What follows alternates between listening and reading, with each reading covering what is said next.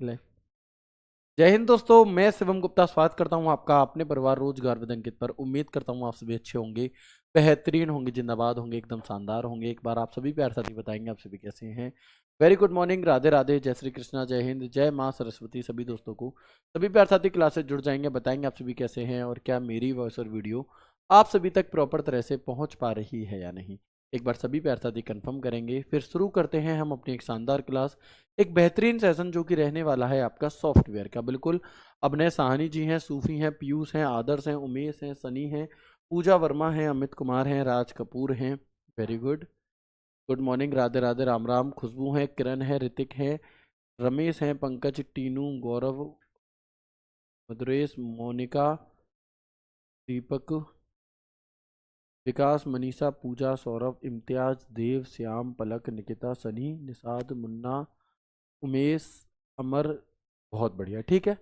चलिए तो शुरू करते हैं हम अपनी क्लास को बिना किसी देरी के। टॉपिक रहने वाला है सॉफ्टवेयर का। आप सभी को पता है हमारा सॉफ्टवेयर का टॉपिक चल रहा है, जिसमें हमने अपने सिस्टम सॉफ्टवेयर को कंप्लीट कर चुके हैं हम लगभग लगभग।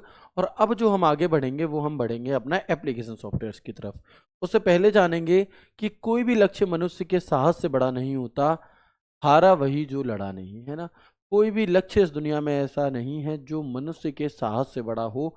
यदि आप एक दृढ़ संकल्प कर लेते हैं, यदि आप ये ठान लेते हैं कि मुझे इसमें सिलेक्शन लेना ही लेना है, मुझे जी तोड़ मेहनत करनी है, तो ये तो संभावना है कि सिलेक्शन ना हो पाए या हो भी जाए। लेकिन अगर आपने शिद्दत से मेहनत की है तो ये संभावना कतई भी नहीं है कि आप अपने जीवन में असफल हो जाए। एट दी एंड जो हमारी लड़ाई है वो सफलता और असफलता की ही तो है। ऐसा नहीं है कि देखो बीएसएफ एचसीएम की आप सभी तैयारी कर रहे हो, वैकेंसीज है 1526, सिलेक्ट सिर्फ फाइनली 1526 होने हैं।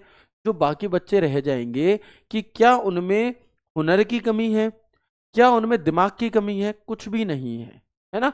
हो सकता है आप इससे और अच्छे कहीं जाने वाले हो, लेकिन सिलेक्ट वही होगा या इस पोस्ट में या किसी अन्य पोस्ट पर, यानी कि एट द एंड सफल वही होगा जो मेहनती होगा, जो दृढ़ संकल्प रखता होगा, जो अच्छी सोच अच्छी नीयत का होगा, है ना। इन चीजों का भी बहुत प्रभाव पड़ता है जीवन में।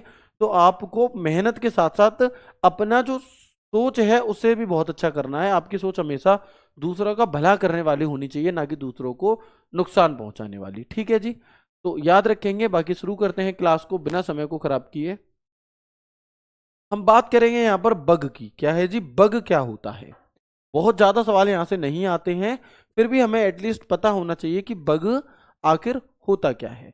तो जो कंप्यूटर सॉफ्टवेयर्स होते हैं उनके अंदर पाई जाने वाली, किसी प्रोग्राम के अंदर पाई जाने वाली एरर, कोई गलती, कोई कमी जो होती है उसी को बग कहा जाता है। क्या है बग आपका? कि errors found inside the program are called bug. Software में पाई जाने वाली गलती, अशुद्धि या एरर को ही हम बग कहते हैं, ठीक है। तो the mistake inaccuracy error found in the software is called bug. Bug क्या होता है, समझ गए आप बात को? बिल्कुल, आगे बढ़ेंगे। बग, अब बग का इतिहास कैसा है जी? देखो, किसी भी सॉफ्टवेयर में, किसी भी प्रॉब्लम में, है ना, किसी भी सॉफ्टवेयर में अगर कोई कमी है, कोई कमजोरी है, कोई गलती है, उसे बग कहा जाता है। लेकिन अगर आप कंप्यूटर पर देखोगे, है ना, यदि आप कंप्यूटर, अगर आप उसमें देखोगे, गूगल पर देखोगे बग की हिंदी, तो बग की हिंदी कीड़ा निकलेगी। क्या निकलेगी? बग की जो हिंदी होती है आपकी, वो कीड़ा निकलेगी। क्या निकलेगी? कीड़ा। भैया कीड़ा क्यों? बग माने तो कीड़ा होता है, फिर इस एरर को कीड़ा क्यों कहा जा रहा है? तो था क्या कि पुराने समय में भैया, जो आपका सबसे पहला केस आया था बग का, वो क्या था कि एक कोई फोटो था, एक कोई पेपर था, और उसकी फोटो कॉपी करके किसी को भेजी जा रही थी। तो उस फोटो कॉपी के बीच में एक कीड़ा आ गया, और जो भी कोड या जो भी कुछ इंपॉर्टेंट बात लिखी थी उसके ऊपर जो फोटो कॉपी गई, उसमें वो कीड़े की फोटो छप गई। तो सामने वाले अंग्रेज ने कहा कि इसमें तो बग है। बग यानी कि त्रुटि है, यानी कि एरर है। तभी से उस गलती को उसे ही क्या कह दिया गया? बग कह दिया गया, ठीक है। चलो, ठीक है, इसी को हमने बग कह दिया। आज की क्लास में हमने क्या पढ़ा है, जिन लोगों की एप्लीकेशन नहीं चल रही थी सुन लो। बग क्या होता है, हमारा कंप्यूटर या किसी सॉफ्टवेयर में पाई जाने वाली, किसी प्रोग्राम में पाई जाने वाली कोई एरर, कोई त्रुटि, कोई कमजोरी क्या कहलाती है, आपकी बग कहलाती है। ठीक है, चलिए। अब डीबगिंग शब्द एक होता है, इसका क्या मतलब है जी, डीबगिंग का, तो उस एरर को, उस कमजोरी को ढूंढना तो टेस्टिंग कहलाता है, और ढूंढकर उसे दूर करना डीबगिंग कहलाता है। बस इतनी इतनी सी बातें हैं। Finding the error is called testing, finding the error and removing it is called debugging. किसी एरर को ढूंढना टेस्टिंग कहलाएगा, और उस टेस्टिंग को करने के बाद उस बग को, उस कमजोरी को, उस गलती को, उस एरर को ढूंढकर उठाकर बाहर पटक देने को क्या कहते हैं, डीबगिंग कहते हैं। ठीक है, तो बग क्या है, डीबगिंग क्या है, समझ में आया। आप देख सकते हैं ये इसके माध्यम से टेस्टिंग कर रहा है और इसके माध्यम से डीबगिंग का काम कर रहा है। ठीक है, मतलब एक बस जस्ट आपके सामने एक इमेज है, कार्टून है, जिससे आप समझ पाए। ठीक है, ऐसे रियल में नहीं होता कि ऐसे उठा करके जा रहे हैं, नहीं। ठीक है जी, चलिए। इसके बाद एक शब्द होता है हमारा पैच, एक शब्द होता है हमारा पैच शब्द। तो सॉफ्टवेयर या ऐप को अपडेट करते रहने के लिए, है ना, समय समय पर अपडेट करने के लिए, एक मिनट,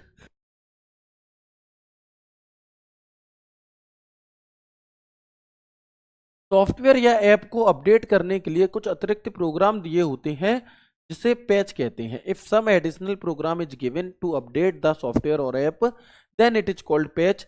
जो सॉफ्टवेयर अशुद्धि को ढूंढकर उसमें सुधार करने के लिए इस्तेमाल होते हैं। ठीक है,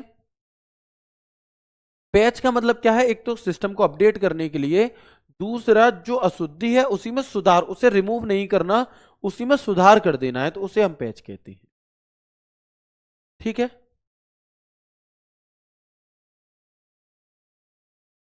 ठीक है, आगे बढ़ेंगे इसके बाद। तो आप देख सकते हैं पैच यानी कि उसी उसी के ऊपर बैंडेड सी लगा दी, वहीं की वहीं सुधार कर दिया, ये पैच है। तीन चीजें हमने जानी। पहली चीज हमने जानी यहाँ पर कौन सी, सबसे पहले था हमारा बग क्या होता है, बग यानी कि एक एरर होती है। इसके बाद डीबगिंग, उस एरर को दूर करना डीबगिंग है। और पैच हमारा क्या है, कंप्यूटर को अपडेट करने के लिए प्रोग्राम होता है, और उसी बग में वहीं की वहीं सुधार करने को भी हम पैच कह देते हैं। ठीक है, चलिए, ओके। इसके बाद हम आगे बढ़ते हैं और देखते हैं यहाँ पर एप्लीकेशन सॉफ्टवेयर के बारे में। किसके बारे में, इसके बाद हम आगे बढ़ते हैं और जानेंगे आपके एप्लीकेशन सॉफ्टवेयर क्या होते हैं, कैसे होते हैं। ठीक है, कोई बात नहीं, मैंने बोल दिया है हैंड राइटिंग पीडीएफ में कुछ वर्ड गलत हैं, वो ना हो, मैंने बोल दिया है, बच्चे ध्यान से बनाएंगे आगे। एक बार मुझे बताएंगे कि यहाँ तक की बात आप सबको क्लियर हुई या नहीं हुई। एक बार मुझे बताओ यहाँ तक की बातें आप सभी को क्लियर हुई या नहीं हुई। ठीक है, क्योंकि हमने जो आपको सॉफ्टवेयर के तीन पार्ट बताए थे, जिसमें सबसे पहला पार्ट था आपका यहाँ पर, कंप्यूटर सॉफ्टवेयर को तीन भागों में बांटा, system, application, utility. System software को हम लास्ट दो क्लासों में कर चुके हैं। आज की क्लास में जो हम समझेंगे, जानेंगे, वो एप्लीकेशन सॉफ्टवेयर के बारे में, और कल की क्लास में जो हम पढ़ रहे होंगे वो यूटिलिटी सॉफ्टवेयर के बारे में, और इसी के साथ आपका जो सॉफ्टवेयर वाला टॉपिक है वो पूरा हो जाएगा। ठीक है, चलो,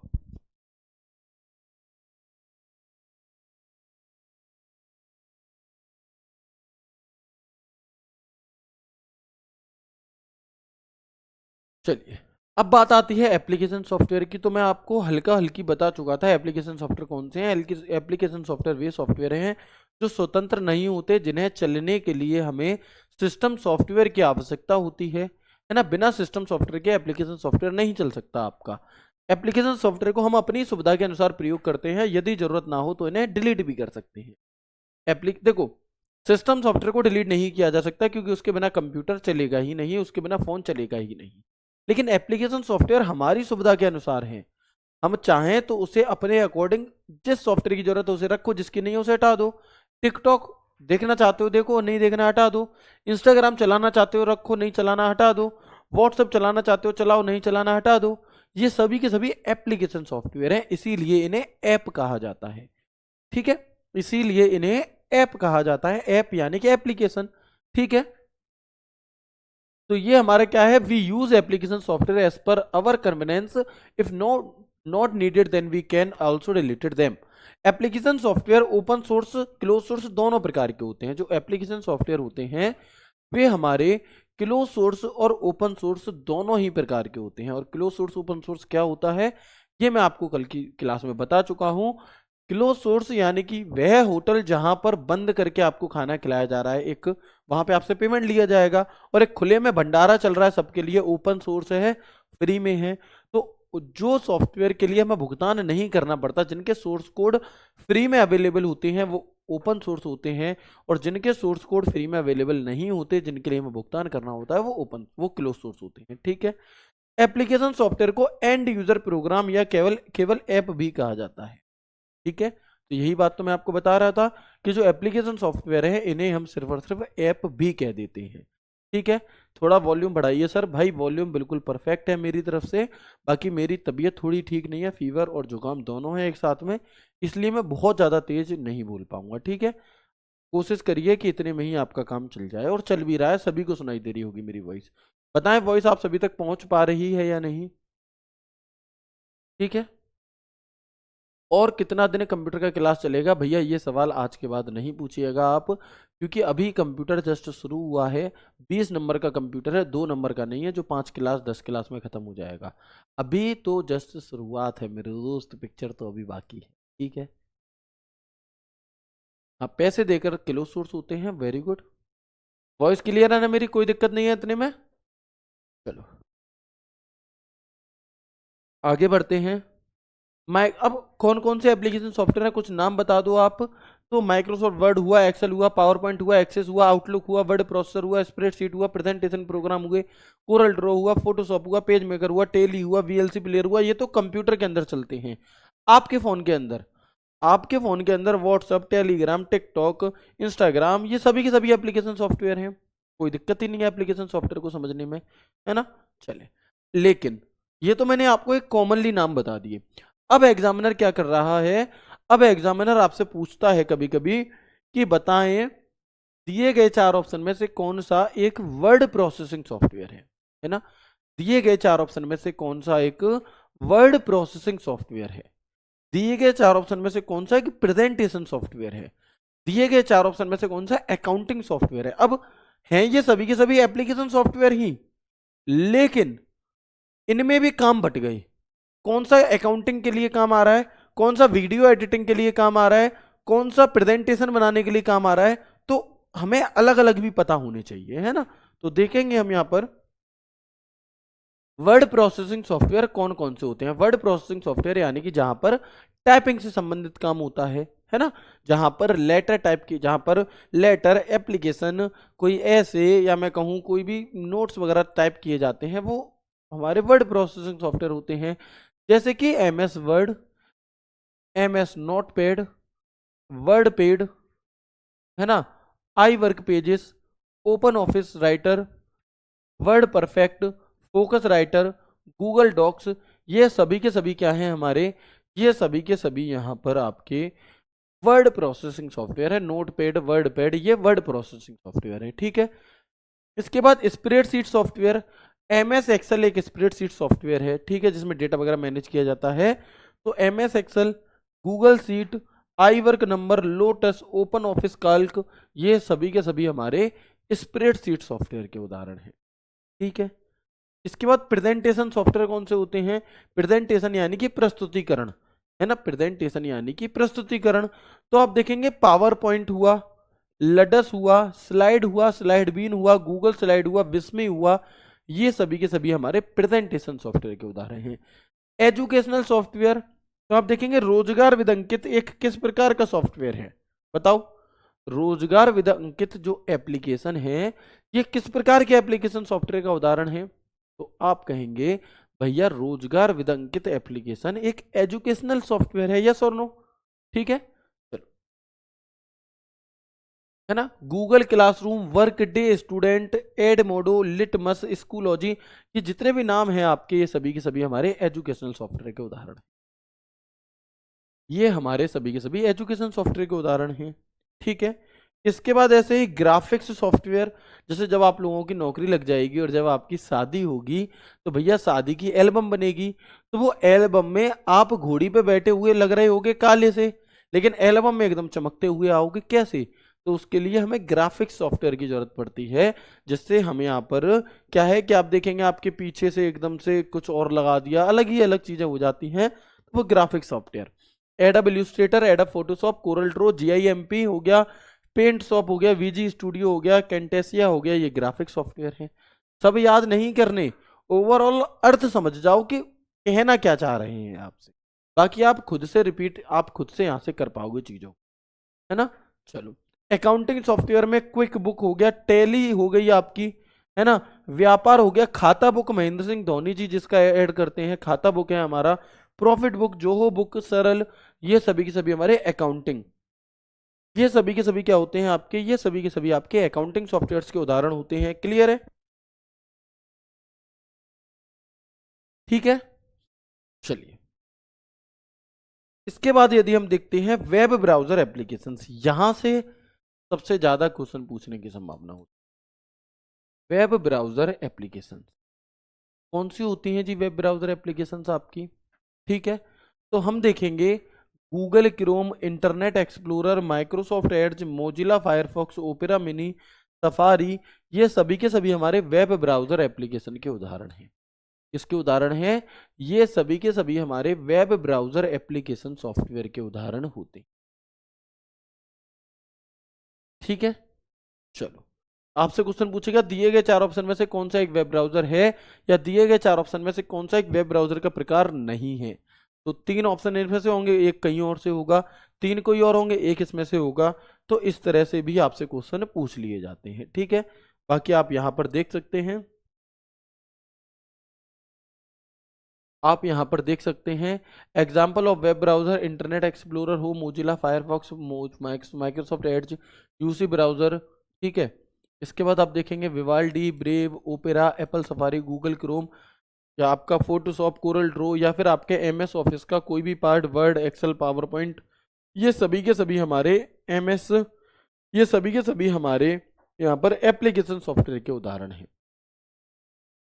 ठीक है, अब देखो मैं आपको अगर दिखाऊं तो इसी पेज से सिर्फ इतनी सी जानकारी से कैसे कैसे क्वेश्चन पूछे जाते हैं। एक क्वेश्चन पूछा गया था, एक पेपर होता है आपका जूनियर असिस्टेंट का, 27 अगस्त 2023 को ये पेपर हुआ था आपका सुबह 11 बजे, और उसमें ये क्वेश्चन पूछा गया था कि जो आउटलुक है ये किस कंपनी का है। जो आउटलुक सॉफ्टवेयर, जो आउटलुक एप्लीकेशन सॉफ्टवेयर है, ये किस कंपनी का है? तो आप याद रखिएगा, ये हमारा माइक्रोसॉफ्ट कंपनी का है। किसका है? माइक्रोसॉफ्ट कंपनी का। और ये सीधा सीधा सवाल, बड़ा ही आसान सा सवाल यहीं से पूछा गया कि आउटलुक किस कंपनी का है, तो ये माइक्रोसॉफ्ट कंपनी का है। कल से पूछ लेगा एक्सेल, वर्ड, पावर पॉइंट किस कंपनी का है, माइक्रोसॉफ्ट का है। आपसे पूछेगा सफारी, सफारी जो आपका वेब ब्राउजर है ये किस कंपनी का है, और ये सवाल आपसे एसएससी सीजीएल मेंस में पूछा गया था। एसएससी सीजीएल मेंस जो आपका 2022 वाला हुआ था, 2 मार्च, 3 मार्च, 6 मार्च और 7 मार्च, 4 दिन पेपर हुआ था। 80 सवाल आए थे कंप्यूटर के टोटल, 4 शिफ्टों में अलग अलग, एक शिफ्ट में 20। वहां पर आपसे क्वेश्चन पूछा था, और एसएससी सीएचएसएल में भी पूछ चुका है कि जो सफारी हमारा वेब ब्राउजर है किस कंपनी का है। तो ये एप्पल कंपनी का है, और ये कब बनाया गया था? ये 2003 में बनाया गया था। हालांकि जब मैं इंटरनेट टॉपिक पढ़ाऊंगा तो आपको ये सारे वेब ब्राउजर के बारे में दोबारा से भी बताऊंगा, लेकिन ओवरऑल ये हमारे सभी एप्लीकेशन सॉफ्टवेयर के उदाहरण ही होते हैं। ठीक है, चलिए, तो एक बार सभी दोस्त मुझे कंफर्म करेंगे कि क्या यहां तक की बातें आप सभी को क्लियर हैं। एक बार मेरे सभी दोस्त मुझे बताएंगे कि क्या यहां तक की बातें आप सभी को क्लियर हैं।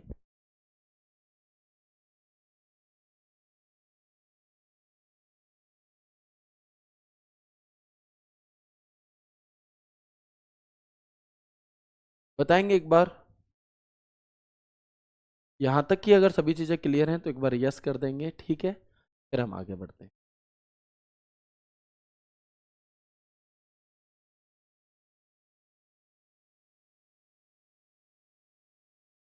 Very good.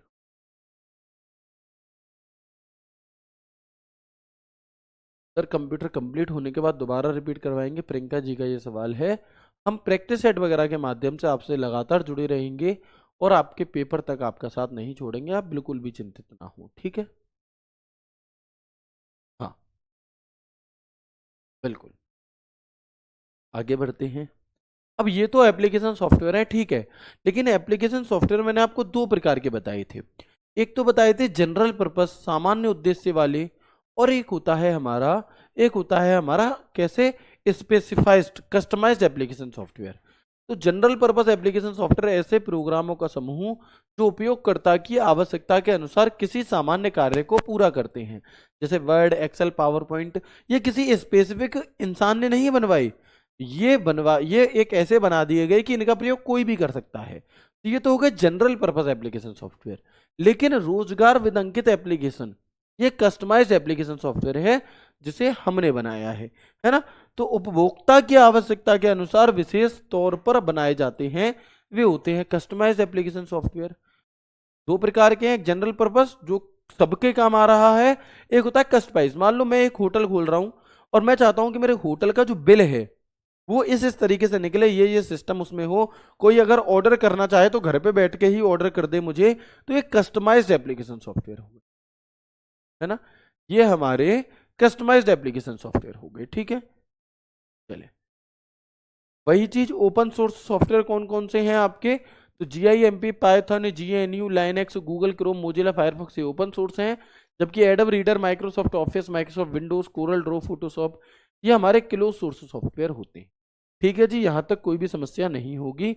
यहाँ पर आपका एप्लीकेशन सॉफ्टवेयर भी हो जाता है कंप्लीट, इससे ज़्यादा जानकारी हमारे लिए नहीं है जरूरी, ठीक है। अब हम बात करते हैं बूटिंग की। एक शब्द आता है हमारा कंप्यूटर में बूटिंग। इस बूटिंग का अर्थ क्या है, व्हाट इज बूटिंग। तो देखो, जब आप अपने कंप्यूटर को चालू करते हो, जब आप अपने कंप्यूटर को जस्ट स्टार्ट करते हो, CPU में बटन दबाते हो, तो जो स्टार्ट करने की जो प्रोसेसिंग होती है, उस प्रोसेसिंग को हम बूटिंग प्रोसेस कहते हैं। आसान है, कोई भी दिक्कत नहीं है। आपका फोन है, आपका फोन स्विच ऑफ हो रखा था, आपने थोड़ी देर पावर का बटन दबाए रखा और आपका फोन चालू होने के लिए प्रोसेसिंग करने लगा। एकदम से वीवो का है तो वीवो लिखा हुआ आएगा, फिर एंड्रॉइड लिखा हुआ आएगा, ऐसे कर करके, ठीक है। तो वो क्या है हमारा, वो जो प्रोसेस हो रही है, वो जो समय लग रहा है, वो बूटिंग प्रोसेस है। बस इतनी सी बात है कि कंप्यूटर को ऑन यानी कि स्टार्ट करने की प्रक्रिया को ही बूटिंग कहलाती है। क्या है, कंप्यूटर को चालू करने की प्रक्रिया, स्टार्ट करने की जो प्रोसेस है वो बूटिंग कहलाती है। जब प्रचालन तंत्र रैम यानी कि जब ऑपरेटिंग सिस्टम रैम में लोड हो रहा होता है, उसे हम बूटिंग प्रोसेस कहते हैं। The process of turning on starting the computer is called booting when the operating system is loaded into RAM. जो ऑपरेटिंग सिस्टम है वो आपकी रैंडम एक्सेस मेमोरी में लोड होता है, उस चालू होने वाले समय में उस प्रोसेस को हम यहाँ पर बूटिंग प्रोसेस कहते हैं, ठीक है। अब बूटिंग प्रोसेस क्या है जी, यह कंप्यूटर के पावर ऑन होने के दौरान स्वतः ही होने वाला कुछ सेकंड की प्रोसेस होती है। This is a few seconds process that happens automatically when the computer is powered on. कोई समस्या नहीं होगी, आसान है ना। चलो, कोई भी समस्या नहीं होगी, आगे बढ़ते हैं। सर कैसे, एक बार आप हमें दिखाएंगे क्या, तो बिल्कुल देख लो जी। पहले जब विंडो एक्सपी थी तो इस प्रकार से प्रोसेसिंग होती थी। विंडो 8 है ना, विंडो 11 वगैरह जो आप चल रही हैं, तो ये जो प्रोसेस होती है आपकी, जैसे जब आप लोगों को, अगर आप में से किसी के घर पे दीदी को, भैया को अगर मुलायम सिंह यादव जी वाला लैपटॉप मिला होगा, अखिलेश यादव जी वाला लैपटॉप मिला होगा, तो आप देखेंगे उसमें जो प्रोसेस होती है उनकी फोटो आती है। योगी जी वाला अगर आपको फोन मिला होगा, लैपटॉप मिला होगा, जो भी XYZ, तो वो जो हमारी आती है फोटो वगैरह आती है, तो वो जो प्रोसेस है वो हमारी बूटिंग प्रोसेस है, ठीक है। किसी कंप्यूटर को चालू करने की प्रक्रिया, ठीक है जी। अब जब हम कंप्यूटर पर कार्य करना चाहते हैं तो सर्वप्रथम इसकी पावर को ऑन करते हैं, यही तो करेंगे। जब भी हम अपने कंप्यूटर को चालू करना चाहेंगे तो सबसे पहले हम अपनी पावर को ऑन करेंगे। कंप्यूटर के पावर के ऑन होने पर इसमें उपस्थित बूट लोडर प्रोग्राम क्रियान्वित होता है। बूट लोडर जो प्रोग्राम है वो क्या है, वो आपका काम करना चालू कर देता है। When we want to work on the computer, first of all we turn on its power. When the power on the computer is turned on, the boot loader program present in the executed. Boot loader program होता है जो booting process को पूरा करता है। Boot loader programme रोम में उपस्थित होता है। अगर आपसे पूछा जाए कि बूट लोडर प्रोग्राम जो है ये कहाँ पर उपस्थित होता है, तो ये रोम में रहता है। कहाँ पर रहता है ये हमारा रोम के अंदर होता है। ठीक है, चलिए अब बात आती है कि how many type of boot processing. जो बूट प्रोसेस है हमारा, है ना, बूटिंग प्रोसेस जो है हमारी, वो कितने प्रकार की है। तो एक तो होती है कोल्ड बूटिंग, एक होती है कोल्ड बूटिंग, और एक होती है हॉट, या फिर इसी को हम वार्म बूटिंग भी कह देते हैं, है ना। एक होती है कोल्ड बूटिंग और एक होती है हॉट बूटिंग, जिसे हम वार्म बूटिंग भी कह देते हैं। तो कोल्ड बूटिंग जब कंप्यूटर को ऑन किया जा रहा है उसे कोल्ड बूटिंग कहते हैं। आपने देखा होगा जैसे कोई सीपीयू है, वो पूरी तरह से शटडाउन है, बंद है, ठीक है, आप उसके पावर के बटन को दबाकर आप उसे चालू कर रहे हैं, आप उसे स्टार्ट कर रहे हैं, तो वो जो प्रोसेस है, वो जो बूटिंग है, वो कोल्ड बूटिंग होगी। लेकिन दूसरी तरफ आप कंप्यूटर चला रहे थे, कंप्यूटर चलाते चलाते हैंग हो गया, या आपने कोई एप्लीकेशन इंस्टॉल की और आप उसे रीस्टार्ट करना चाहते हैं, आप उसे रीबूट करना चाहते हैं, तो वो जो प्रोसेस है आपकी, वो हमारी हॉट बूटिंग या वार्म बूटिंग कहलाती है। इसे सॉफ्ट बूटिंग भी कहा जाता है। Hot booting, warm booting, soft booting एक ही चीज है, भी कहा जाता है। जब कभी कंप्यूटर को रीस्टार्ट या रीबूट किया जाता है, उसे हॉट या वार्म बूटिंग या सॉफ्ट बूटिंग कहा जाता है। ठीक है, तो soft booting, warm booting, hot booting क्या है, आपके फोन में भी जैसे रीस्टार्ट रीबूट हम करते हैं, तो वो आपकी हॉट बूटिंग है। ठीक है, वो आपकी हॉट बूटिंग हो जाती है। तो कोई दिक्कत यहाँ तक बताएं एक बार मुझे, यहाँ तक कोई समस्या तो नहीं है। किसी को भी किसी भी प्रकार की कोई समस्या यहाँ तक हो तो मुझे बता सकते हैं, अन्यथा हम आगे बढ़े।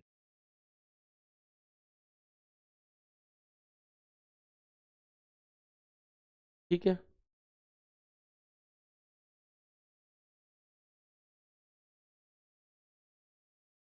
बता दीजिए, क्लियर होगा। ठीक है, कोई दिक्कत नहीं है यहाँ तक। अब हम बात करते हैं कि कंप्यूटर सॉफ्टवेयर को कंप्यूटर प्रोग्राम अनुदेश भी कहते हैं। क्या मतलब है जी, कि computer software also called programme और इंस्ट्रक्शंस, है ना। कंप्यूटर सॉफ्टवेयर को हम कंप्यूटर प्रोग्राम या कंप्यूटर इंस्ट्रक्शंस भी कहते हैं, या इसी को हम सेट ऑफ इंस्ट्रक्शंस भी कहते हैं, या इसी को हम सेट ऑफ प्रोग्राम भी कहते हैं। ये बातें हम बता चुके हैं आपको। कोल्ड बूटिंग जब कंप्यूटर को चालू करते हैं, और वार्म बूटिंग या फिर हॉट बूटिंग जब हम उसे रीस्टार्ट करते हैं। ठीक है, चलिए, प्रोग्राम या इलेक्ट्रॉनिक निर्देशों के सेट को सॉफ्टवेयर कहते हैं। वही बात है, क्या सेट ऑफ प्रोग्राम और electronic instructions is called software. ठीक है, विश्व की सबसे बड़ी सॉफ्टवेयर कंपनी कौन सी है। इस विश्व की, इस पूरी दुनिया की सबसे बड़ी सॉफ्टवेयर कंपनी आपकी कौन सी है, तो उसका नाम है आपका, उसका नाम है हमारा यहाँ पर, विश्व की सबसे बड़ी सॉफ्टवेयर कंपनी आपकी कौन सी है, इसका नाम है माइक्रोसॉफ्ट। कौन सी, माइक्रोसॉफ्ट। और भारत की सबसे बड़ी सॉफ्टवेयर कंपनी कौन सी है, तो भारत की जो सबसे बड़ी सॉफ्टवेयर कंपनी है उसका नाम है टीसीएस। टीसीएस यानी कि टाटा कंसल्टेंसी सर्विस, जो कि रतन टाटा जी की कंपनी है, वो है हमारी भारत की सबसे बड़ी सॉफ्टवेयर कंपनी। आईबीएम जो बता रहे हैं वो सॉफ्टवेयर कंपनी नहीं, वो हार्डवेयर कंपनी है। यहाँ पर सॉफ्टवेयर कंपनी की बात हो रही है, और चैप्टर भी हमारा सॉफ्टवेयर का है। ठीक है, ओके। इसके बाद सॉफ्टवेयर के प्रयोग का कानूनी अधिकार किस तरीके से लिया जा सकता है। यानी कि जैसे हम एंटीवायरस लिया, तो उसको हम पे करते हैं, तो पे करने के बदले में हमें उसका आधिकारिक तौर पर हमें क्या मिलता है, तो लाइसेंस प्राप्त होता है? जैसे कट्टा बंदूक रखने के लिए लाइसेंस, कट्टे के लिए तो नहीं, रखना भी नहीं चाहिए, लेकिन जो आपके आर्म्स होते हैं, जितने भी आपके हथियार होते हैं, उनके लिए हमें लाइसेंस अलॉट कराना होता है। ठीक उसी प्रकार से यदि आप कोई सॉफ्टवेयर लेते हैं, उसके लिए भी आपको एक लाइसेंस मिलता है ना। तो कानूनी अधिकार लाइसेंस के आधार पर हमें मिलता है। कैसे, लाइसेंस के आधार पर।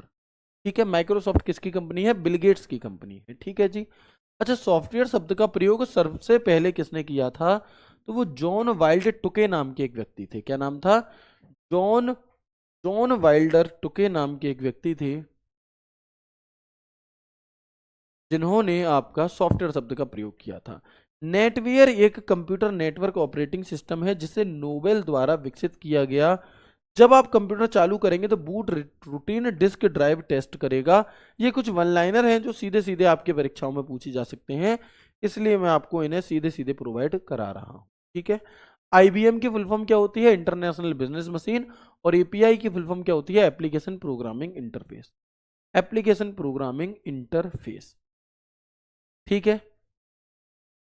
चलो, तो एक बार यस और नो फिर से बताएंगे मुझे कि एप्लीकेशन सॉफ्टवेयर तक की बातें आपको समझ में आई या नहीं, है ना?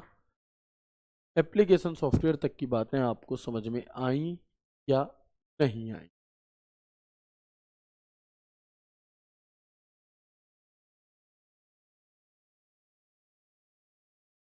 बताएंगे।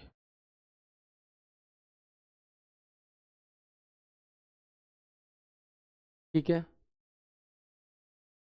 अगर आ गई हैं तो एक बार कंफर्म कर दीजिए, फिर मैं थोड़ी सी चर्चा यूटिलिटी सॉफ्टवेयर की कर देता हूं और उसके बाद फिर मैं आपको आज की क्लास का रिवीजन करा दूंगा। ठीक है, क्योंकि यूटिलिटी सॉफ्टवेयर आज की क्लास में ख़त्म नहीं हो पाएंगे, ना ही आप उसे बहुत ज़्यादा समझ पाएंगे, तो फिर हम आज की क्लास का रिवीजन कर लेंगे, कुछ क्वेश्चंस मैं आपसे पूछ लूँगा। ठीक है, बिल्कुल। वेब ब्राउज़र सॉफ्टवेयर दोबारा बताइए। वेब ब्राउज़र जब हम इंटरनेट का टॉपिक पढ़ेंगे तब डिटेल में मैं आपको पढ़ाऊंगा पूरा। ठीक है भाई, अभी आप कतई भी चिंता ना करें। अच्छा, यूटिलिटी सॉफ्टवेयर कौन से होते हैं? तो आपको देखो, अगर मैं मोटा माटी बताऊं तो यूटिलिटी सॉफ्टवेयर वे सॉफ्टवेयर होते हैं जो कंप्यूटर का रखरखाव करते हैं, जो कंप्यूटर की रक्षा करते हैं एक तरह से। ठीक है, वही तो होते हैं।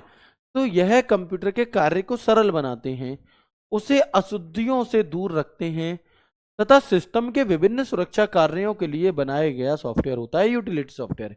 It is software design to simplify the work of the computer, keep it away from errors and perform various security function of the system. यह ऐसा सॉफ्टवेयर होता है जो कंप्यूटर की समस्याओं का निवारण व मेंटेन करने में मदद करता है। यही बात तो मैं आपको इतने दिनों से बता रहा हूं। बताओ, यही बात तो मैं आप लोगों को इतने ज्यादा दिनों से बता रहा हूं।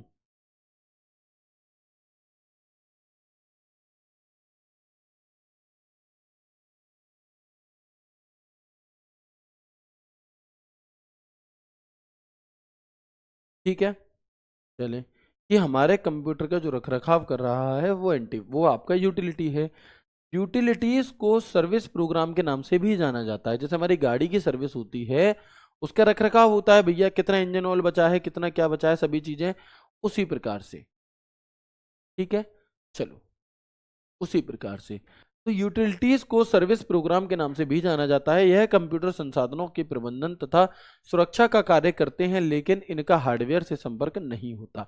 यानी कि जो यूटिलिटी सॉफ्टवेयर हैं, ये कंप्यूटर के सॉफ्टवेयर ये कंप्यूटर के सॉफ्टवेयर का रखरखाव करते हैं, उसमें कितनी स्टोरेज बची ये चीजें देखते हैं। ये कंप्यूटर के हार्डवेयर को बिल्कुल भी काम नहीं करते, हार्डवेयर का काम नहीं है इनका, है ना? लेकिन इनका हार्डवेयर से कोई भी संपर्क नहीं होता।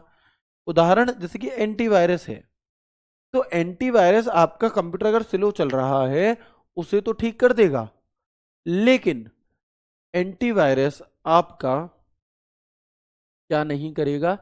आपके कंप्यूटर की सिमोस खराब होगी, उसे ठीक करेगा? नहीं करेगा भाई, आपके सॉफ्टवेयर को सही करता है। ठीक है, डिवाइस ड्राइवर हुए, डिस्क क्लीनअप टूल हुए, कंप्रेशन टूल हुए, ये कुछ हमारे यहाँ पर उदाहरण होते हैं एंटीवायरस यूटिलिटी सॉफ्टवेयर के। ठीक है, जैसे आप देखोगे examples of utility software: antivirus, file management, disc management, compression tool, disc cleanup tool, ये सभी के सभी हमारे यूटिलिटी सॉफ्टवेयर के उदाहरण। ठीक है, ये सभी के सभी हमारे यूटिलिटी सॉफ्टवेयर के उदाहरण होते हैं, है ना? और देखेंगे अगर, तो ये पूरा आपका चैप्टर जो हमने अभी तक पढ़ा है, हमने टाइप्स ऑफ सॉफ्टवेयर को कितने भागों में बांटा? 3 भागों में: system software, application software, and utility software. System software हमारा कौन सा होता है? इस ये 2 प्रकार के होते हैं, एक होता है ऑपरेटिंग सिस्टम और एक होता है हमारा ट्रांसलेटर। तो Windows operating system, Mac operating system, Linux operating system, Ubuntu, Android, ये सभी के सभी हमारे ऑपरेटिंग सिस्टम हैं। एप्लीकेशन सॉफ्टवेयर की यदि मैं बात करूं तो Photoshop, Google Chrome, Photoshop, MS office, VLC player, इस प्रकार के जितने भी सॉफ्टवेयर हैं वे सभी के सभी हमारे वे सभी हमारे एप्लीकेशन सॉफ्टवेयर हैं।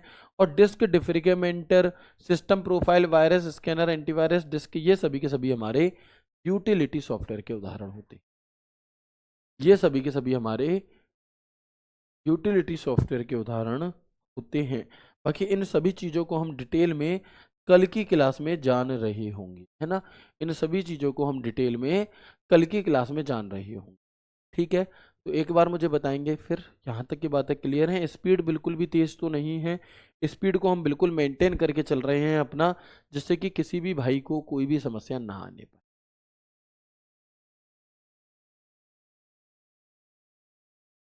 ठीक है, चलिए भाई, मुझे लंबी क्लास लेने में कोई भी समस्या नहीं है, बट आपको चीज़ें समझ में भी आनी चाहिए। मैं लगातार 12 घंटे की क्लास ले सकता हूँ, बट आप 12 घंटे की क्लास को पचा नहीं सकते। आप फ्री का जैसे मान लो किसी दोस्त ने बर्थडे पार्टी दी कि खाओ जितना खाना है, ठीक है। अब आप भाई साहब चाउमीन मोमोज दुनिया भर के खींचा खींच लगे हैं कि फ्री का है, फिर मिला नहीं मिला, और आपने बहुत सारा खा लिया। बाबू वो नुकसानदायक हो सकता है आपके लिए। बात सिर्फ ये नहीं है कि एक दिन में आप कितना पढ़ ले रहे हो, बात ये है कि आप उसे पचा पा रहे हो या नहीं पचा पा रहे। समझो बात को, ठीक है। आप मुझे एक क्वेश्चन, मैं आपसे कुछ क्वेश्चन पूछ रहा हूं, बताएंगे मुझे। मैं आपसे कुछ क्वेश्चन पूछूंगा, आप मुझे बताएं। आईसी चिप का प्रयोग कंप्यूटर की किस जनरेशन में, किस जनरेशन में हुआ आईसी चिप का प्रयोग? इसके बाद आप मुझे बताएंगे एआई की फुल फॉर्म क्या है। इसके बाद आप मुझे बताएंगे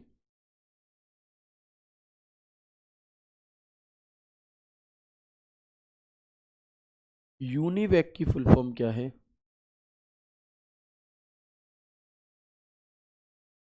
इसके बाद आप मुझे बताएंगे 2048 MB बराबर क्या होगा, कितने जीबी होंगे। ये तीन चार सवाल मुझे बता दो स्पीड में, ठीक है। ये तीन चार बातें आप मुझे बता दीजिए जल्दी से। ये आईसी चिप का आविष्कार कब हुआ? तो थर्ड जनरेशन में हुआ।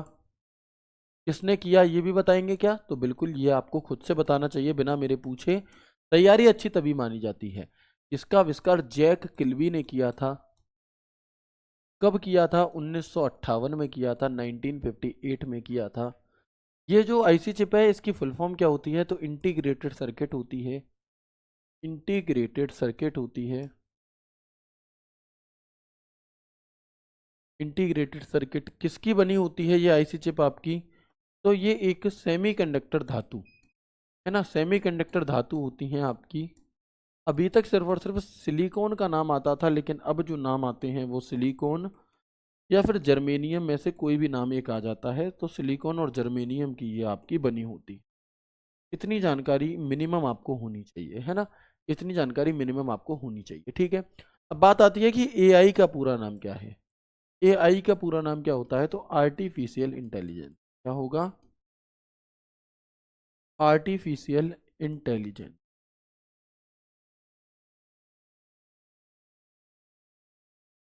यूनिवैक की फुल फॉर्म क्या होगी बताएंगे? यूनिवैक की फुल फॉर्म क्या होगी? तो आप कहेंगे यूनिवर्सल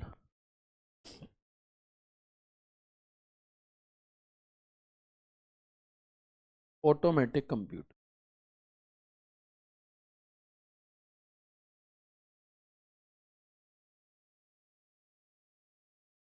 और यूनिवर्सल ऑटोमेटिक कंप्यूटर हमारी होती है किसका, इसकी?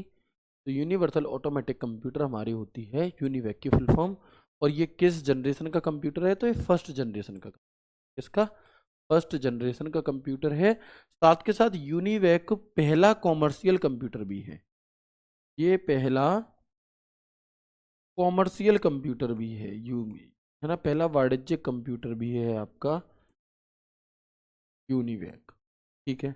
अच्छा, 2048 MB बराबर क्या? 2048 MB बराबर क्या? बताएं जल्दी से। तो आप कहेंगे 2048 MB बराबर होता है आपका 2 GB। अच्छा, अब आप मुझे बताओ कि दिए गए चार ऑप्शन में से कौन सी सबसे तेज मेमोरी है? सबसे तेज मेमोरी है। Option A, B, C, D. RAM, cache, register, ROM. बताओ दिए गए चार ऑप्शन में से कौन सी मेमोरी सबसे फास्ट है? क्या होगा आंसर?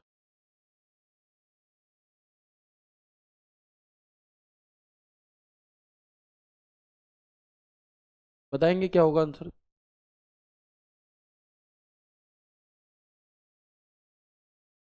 बताइएगा। तो आप क्या कहेंगे सबसे तेज मेमोरी दिए गए चार ऑप्शन में से कौन सी है? इसके बाद अगला सवाल बताएंगे। सबसे कम डेटा आता है। कम डेटा आता है। ऑप्शन यही है, इसके ऑप्शन भी यही हैं। बताओ। सबसे पहली चीज, जो सबसे तेज मेमोरी है वो रजिस्टर मेमोरी है। अगर रजिस्टर ऑप्शन में नहीं होता तो कैश लगाते, लेकिन क्योंकि रजिस्टर ऑप्शन में है तो कैश आंसर नहीं होगा। इसके बाद दूसरा सवाल, सबसे कम डेटा किस में आता है? तो वो भी रजिस्टर में ही आता है। वो भी हमारा यहाँ पर रजिस्टर मेमोरी में ही सबसे कम डेटा आता है। ठीक है, चलो। इसके बाद आप मुझे बताएंगे कि जॉयस्टिक का प्रयोग किस लिए किया जाता है? जॉयस्टिक एक कैसी डिवाइस है? इनपुट डिवाइस है या आउटपुट डिवाइस है? मॉनिटर एक कैसी डिवाइस है? इनपुट है या आउटपुट है? साथ में कौन सी इनपुट आउटपुट है ना? साथ में आपकी कौन सी इनपुट आउटपुट है ये? हार्ड कॉपी आउटपुट है या सॉफ्ट कॉपी आउटपुट है, ये भी बताना है। तो सबसे पहली चीज तो ये कि जो जॉयस्टिक है ये एक इनपुट डिवाइस है। ये एक इनपुट डिवाइस है। और इसका प्रयोग जो हम करते हैं वो गेम खेलने के लिए करते हैं। किसके लिए? गेम खेलने के लिए करते हैं। ठीक है। मॉनिटर जो है ये एक हमारा आउटपुट डिवाइस है। और किस प्रकार का आउटपुट है? तो ये हमारा सॉफ्ट कॉपी आउटपुट है। अच्छा, बताएंगे मॉनिटर को और किस अन्य नाम से भी जाना जाता है? मॉनिटर को और किस अन्य नाम से भी जाना जाता है? तो मॉनिटर का एक और नाम होता है जिसे हम VDU भी कहते हैं, और एक और नाम होता है जिसे हम VDT भी कहते हैं। तो इन दोनों की फुल फॉर्म बता देंगे। VDU की फुल फॉर्म होती है visual display unit. Visual display unit. और VDT की फुल फॉर्म होती है visual display terminal. Visual display terminal. अच्छा, मुझे बताइएगा कि जो कोई मॉनिटर होता है उसकी जो उसकी जो लेंथ है वो किस में मापी जाती है ना? वो वर्टिकली मापी जाती है। वो आपकी मॉनिटर की लेंथ। मॉनिटर की लेंथ मापी जाती है किस में? डायगनली, हॉरिजॉन्टली, आपका वर्टिकली, कैसे?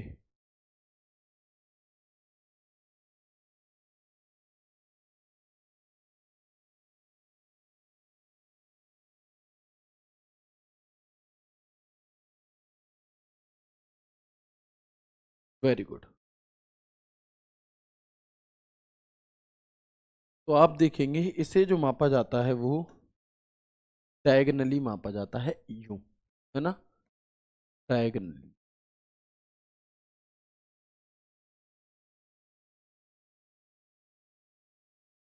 ठीक है। Very good. यहाँ तक की बातें क्लियर हैं? ठीक है।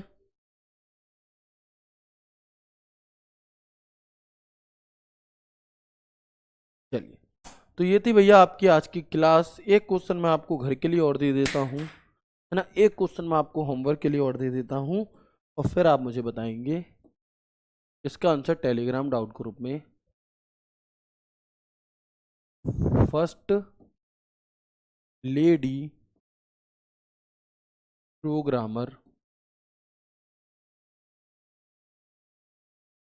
ने किस कंप्यूटर पर प्रोग्रामिंग का काम किया?